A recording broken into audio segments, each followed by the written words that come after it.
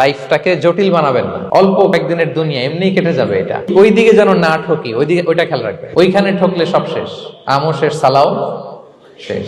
ওইখানে যেন ঠকে না যায়, এটা খেয়াল রাখতে হবে। তাহলে প্রথম ফ্যাক্টর হচ্ছে সুখী সমৃদ্ধ জীবনের will make our life simple. Simplicity is the কি টু হ্যাপিনেস। আপনি লাইফটাকে সিম্পল করবেন, আপনি হ্যাপি হবেন। রাসূল সাল্লাল্লাহু আলাইহি ওয়াসাল্লামের জীবনের দিকে যদি তাকান, দেখবেন তিনি তাই করেছেন। সুবহানাল্লাহ। সহিহ মুসলিমের একটা হাদিস শোনাই আপনাদেরকে। আম্মা জান আয়েশা রাদিয়াল্লাহু তাআলা আনহা বর্ণনা করেন। তিনি বলেন, একদিন সকালবেলা রাসূল সাল্লাল্লাহু আলাইহি ওয়াসাল্লাম আমার বাসায় আসলেন। ফজর নামাজ পড়ে এসে বলতেছে, আয়েশা ফজর নামাজ পড়ে আসছি, ব্রেকফাস্ট করার মতো কিছু আছে ঘরে? ইয়া রাসূলুল্লাহ, কিছু নেই। নাই? ঠিক আছে, আই এম ফাস্টিং। যাও, আমি রোজা রাখলাম, রোজার নিয়ত করলাম। কত ইজি গোয়িং, কত সিম্পল বানিয়েছেন লাইফটা। আচ্ছা, আমরা হলে কি করতাম? একটু মিলাই নিজের সাথে। সাধারণত আমরা যেটা করতাম, আমরা অনেকে রেগে যেতাম। প্রিয় ভাইরা, ঘরে কিছু নাই মানে তুমি আগে জানাবা না আমাকে? হ্যাঁ, গত রাতে বললে তো কিছু নিয়ে আসতে পারতাম।